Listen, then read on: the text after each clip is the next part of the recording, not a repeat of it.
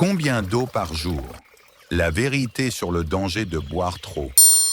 Si vous pensez qu'en buvant beaucoup d'eau, vous pouvez vous hydrater à volonté ou que cela nettoie l'organisme, vous vous méprenez.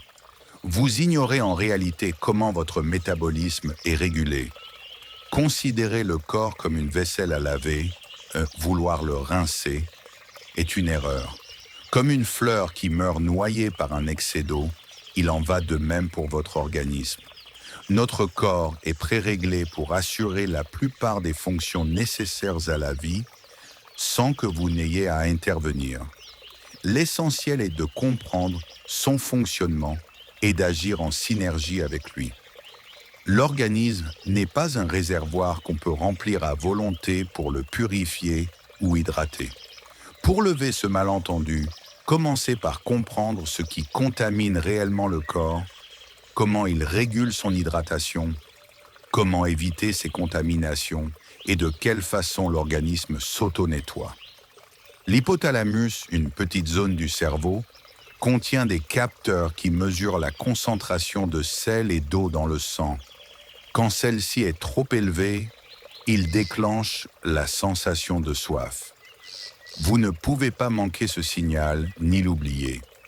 Je dis oublier parce que certains experts affirment à tort que l'on peut en venir à oublier la sensation de soif.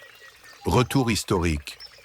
Déjà dans la Chine ancienne, on savait que l'excès de boisson pouvait être mortel et on pratiquait même une forme d'exécution consistant à faire absorber à une personne des quantités excessives d'eau, ce qui la menait à la mort après quelques instants ou heures. Que se passe-t-il lorsqu'une personne boit de façon excessive? Dissipons le mythe des pseudo-spécialistes qui vous conseillent de boire sans cesse, d'activer des rappels sur votre téléphone pour boire, et qui affirment qu'il faut boire au moins 2 à 3 litres par jour ou plus. D'où tiennent-ils ces conseils? Qui leur a soufflé ces absurdités répétées en boucle comme des perroquets? Voyons les conséquences possibles d'un apport hydrique excessif. En premier lieu, boire trop d'eau surcharge les reins et le système cardiovasculaire. Ils ne peuvent plus maintenir correctement l'équilibre acido-basique, ce qui peut devenir mortel. Le maintien du pH est vital. Un déséquilibre grave peut faire basculer une personne entre la vie et la mort. Boire en réserve est aussi absurde que manger en réserve. Si vous forcez ce système, c'est comme bourrer une valise déjà fermée. Si vous forcez encore des affaires dedans, la fermeture casse et les coutures lâchent. L'excès finit par abîmer ce qui était conçu pour contenir juste ce qu'il faut. Boire beaucoup est une mode, pas de la santé. Voici des arguments difficiles à contester à l'adresse de ces experts qui prônent de boire toujours davantage. Bien sûr, on veille à la toxicité, propreté, absence de fluor, métaux lourds et influence du plastique des bouteilles. Mais boire davantage sans besoin réel, intervenir en permanence sur un mécanisme physiologique qui fonctionne par un mécanisme comme la sensation de soif, revient à tronçonner le régulateur au lieu de traiter la vraie cause. Ces experts prétendent que l'eau acide acidifie l'organisme. En réalité, le potentiel d'oxydoréduction, POR, n'a rien à voir avec l'équilibre acido-basique du sang. L'idée que l'eau acide est morte ou que l'eau négativement chargée assure la longévité est du charlatanisme. Ce qui nous menace réellement, c'est l'alcalose, pas l'acidose généralisée. L'énergie et la vitalité dépendent de l'équilibre acido-basique, pH, mais le pH ne dépend pas du potentiel d'oxydoréduction. Que le potentiel d'oxydoréduction soit positif ou négatif importe peu pour le pH. Le potentiel d'oxydoréduction est un paramètre électrochimique du milieu qui décrit la tendance d'une solution à accepter ou céder des électrons à un instant donné. Le potentiel d'oxydoréduction ne mesure ni la santé, ni l'énergie, ni l'état d'une cellule. Le potentiel d'oxydoréduction est pratique à vendre. Il n'est pas nécessaire de connaître la physiologie ni de changer ses habitudes. Il suffit d'acheter un appareil. Cela crée une illusion de scientificité. Quels sont les raisonnements de ces gens? Le raison a un potentiel d'oxydoréduction négatif, donc la santé est un potentiel d'oxydoréduction négatif. Donc, il faut boire de l'eau à potentiel d'oxydoréduction négatif. Mais le POR de l'eau n'est pas le POR du sang. Le POR sanguin n'est pas formé depuis l'extérieur. C'est un système interne, tamponné et strictement régulé. Même si vous rendez l'eau négative avec vos appareils, cet effet restera dans le verre. La bouche contient salive, protéines, enzymes, un milieu actif qui rendra votre eau positive. De plus, dans l'œsophage et l'estomac, il existe une forte force ionique et des systèmes tampons. Il n'y a aucun transfert de charge redox vers le sang. Qu'est-ce qui régule réellement l'équilibre dans le corps? La respiration, le taux de CO2 et le bon fonctionnement des mitochondries. C'est le CO2 via les systèmes tampons et les enzymes qui détermine les déplacements vers l'acidification ou l'alcalinisation, ainsi que l'efficacité de la synthèse d'ATP. L'équilibre acido-basique obéit au CO2. Si la respiration est perturbée et que le CO2 diminue à cause d'une hyperventilation, le pH se décale, les enzymes sont perturbées, les mitochondries perdent en efficacité. Tous ces appareils vendus sont en réalité un tour de marketing, pas une voie vers la santé. Un médicament se vend facilement.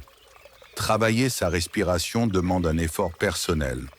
Plus tôt vous vous débarrasserez de ces illusions, plus vite vous comprendrez que la seule véritable voie vers la santé est le travail sur la respiration. C'est la seule méthode scientifiquement fondée, appuyée par la physiologie. Malheureusement, beaucoup de diététiciens ignorent que le pH est régulé par le système tampon bicarbonate et la respiration. Si vous leur demandez ce qu'est le pH et comment il se régule dans l'organisme, ils n'en donnent souvent pas une réponse claire, préférant promouvoir les produits qu'ils vendent. En réalité, le pH sanguin est influencé par la respiration. S'il est perturbé, les protéines et les enzymes peuvent se dénaturer et la digestion en souffre. Si votre pH est déséquilibré et que vous tentez de le corriger par l'alimentation ou l'eau, l'enzyme qui assurerait un milieu alcalin peut déjà être détruite. Autrement dit, le pH est principalement régulé par le système bicarbonate, via la respiration, et non par l'alimentation. Nous avons un problème d'alcalinisation excessive, pas d'acidification excessive.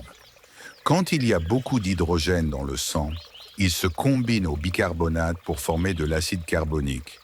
Celui-ci se dissocie immédiatement en dioxyde de carbone et en eau.